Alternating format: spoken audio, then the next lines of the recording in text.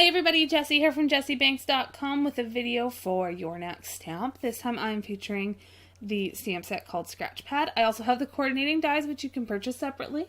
I am going to start here by just creating my background. This is Fabriano Artistico 140 pound hot press natural white watercolor paper. I use the natural white and the extra white and I just kind of flip back and forth, basically whatever's closest to me.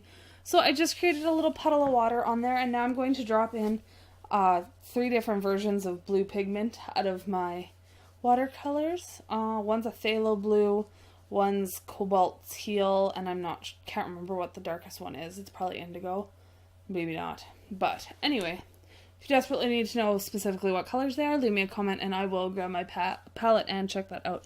They are all Daniel Smith watercolors, I can tell you that much, because I didn't open my Schmincke palette for this one. So I'm just going to create just like a blob of different colors here and put that to the side to dry. And now I have a piece of Bristol Vellum cardstock. I don't have the Bristol Smooth, which is supposed to blend better with the Zig Clean Color Real Brush pens. I don't have that yet. I'm going to pick it up next time I'm in the city, but I live in a town of 400 people and the nearest Michael's is 2 hours away. So we're going to have to make this work for now. So I'm going to stamp this onto the Bristol Vellum cardstock with my VersaFine Onyx Black ink, and I'm going to emboss it with some clear Stampendous embossing powder. The reason I'm embossing it is simply just to keep the color inside of the lines. It's definitely an easy way to cheat. Using clear over top of black ink makes so that you don't have black particles all over, and you still get a shiny black line which holds all of your pigment inside of those lines because it's raised off the cardstock.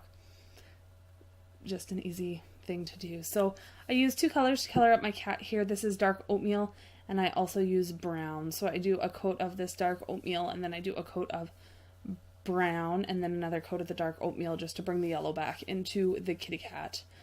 He is upside down right now. I just thought it was hilarious that it looked like he was doing a handstand. I don't know. I might have to make a card with him like that one of these days. I am using one of my Princeton Brush Company brushes. This is a round number 4. I have silver, black velvets, I have lots of watercolor brushes. This was just the one that I grabbed out of my brush roll to use. So it's a great brush, I love it, it's synthetic. It's very cost effective, not super crazy pricey. It doesn't come to as small of a tip as my, like a point, as my silver black velvet brushes do, but it works fantastic and it's definitely a great brush. I have no complaints whatsoever.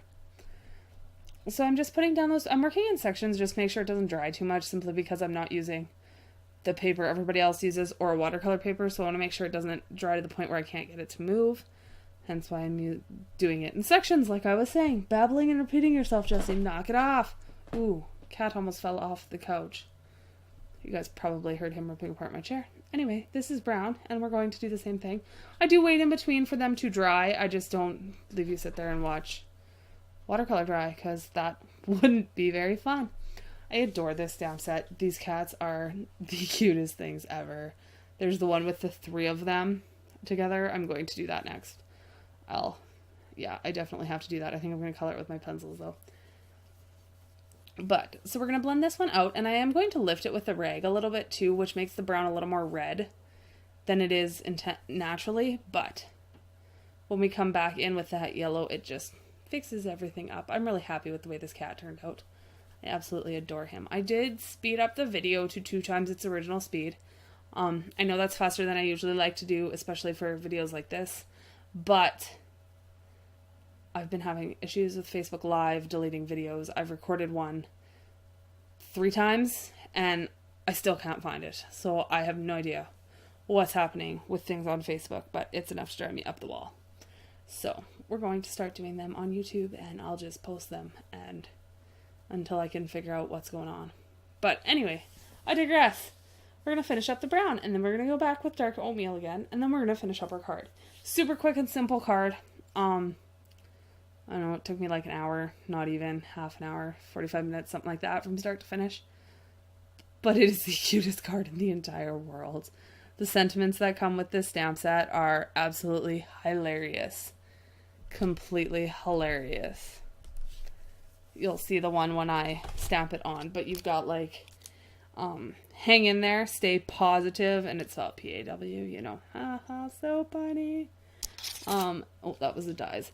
Today would have been Clawful Without You. Meow's It Going. And then the one I used two separate stamps. So I used the For Real. You've cat to be kitten me right now. Which is hilarious. Right, meow. Which is hilarious. I think it's so super funny. But this stamp set was like, I was so thrilled when I opened up my parcel and this was in it. And I was like, yes, I love this set. So you can see how when I go back in with this dark oatmeal color, it yellows it back up and just brings it back to life that little bit. And I was really happy with the color. Really happy with the kitty. So happy. So if you aren't part of my Facebook group, it's called Cards and Color. I will have the link to that in the description box below, as well as this stamp set over at Your Next Stamp, because this stamp set is fantastic and you should really add it to your collection. They also have tons of other things. I've got a video coming up with some trolls and some animals that stack, and I think I've recorded 4 right now, so you guys will see the rest of those probably not this month, but I'll put one up next week. Next week there'll be another one of these, another one featuring Your Next Stamp, so that'll be super fun. And I'm just going to use the die, because you can purchase coordinating dies for all of these, and they line up absolutely easy over top. It cut out perfect, it wasn't crooked, and I'm horrible for having crooked die cuts when I use coordinating dies. So now I'm going to put the cat on here, and I'm going to they have scratch dies, so these just make 3 little lines in your cardstock, and I'm just putting those on and going to cut them out so that he has his marks running down the wall from where he scratched everything. And I know my light kind of got weird here. It was clouding in and unclouding and just not the greatest for keeping true to color, but that's all right. So I'm going to pull this off. Pull it off, and ta-da! There's our lines. So I do take the gray-brown, or brown-gray, or something like that, and I just add a little bit to the top and bottom, and I'm going to blend it out with my water brush, just to kind of give those lines a little bit of depth to them. I don't know. I thought it needed it. It was probably unnecessary, but I'm happy with the way they came out. And I like that the lines aren't perfectly straight or anything. In that one I had a little bit crooked. Just use proper English. So there's that. And then I'm going to pull out our sentiments here. Put it in my stamp positioning tool. And then put my cat on, just so I can base where exactly I'm going to put the sentiment. And you'll see that I have it up higher and then I end up moving it lower. My big head gets in the way. Wow. Jessie, keep your big head out of the way. Nobody needs to see your half ponytail hair, because you're lazy in the evening and nobody's looking at you, so it doesn't really matter. So I move it down here because it fits in there really nice as well. And then I'm going to stamp that using my VersaFine Onyx Black ink, which gives me a nice dark black sentiment on there, and it stamps really great. This is hot press watercolor paper, so it's super smooth and it's really easy to stamp. So we get that one put down, and it's hilarious. I love it. So I'm going to layer this on top of a piece of teal cardstock, and I'm just pulling the tape off of the back. I do use just double-sided tape and pull it off. It works. It keeps everything solid, at least in my climate, and I live in Saskatchewan, so we're pretty, I don't know. It's hot right now. That's all I know. It's too hot to function. So I'm going to layer this on top of there, and then we'll put that on top of our card base. And then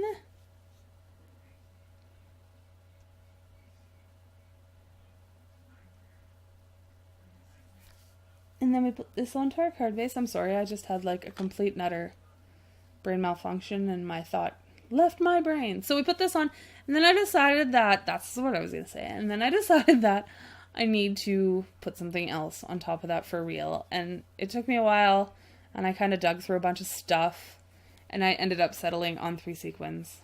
Way back in the day when I used to hang out on Ustream, there was a lady named Happy Diane, and her her cure for when you had a card that felt like it needed something else or anything like that was to add 3 dots. So like 3 enamel dots, 3 flowers, 3 sequins, 3 of something. And I find that still to this day, Diane's add 3 dots still works wonders. So I added 3 dots. I put 3 sequins on here and I called it a finished card. So if you guys aren't subscribed, I would love for you to subscribe. If you've enjoyed the video, give me a big thumbs up. I will do more of these in the future, and there will be more full set colorings coming up and things of that nature. Again, my Facebook group, blog, all the products used in this video are all linked down in the description box below, and I will see you guys in the next video. Bye for now.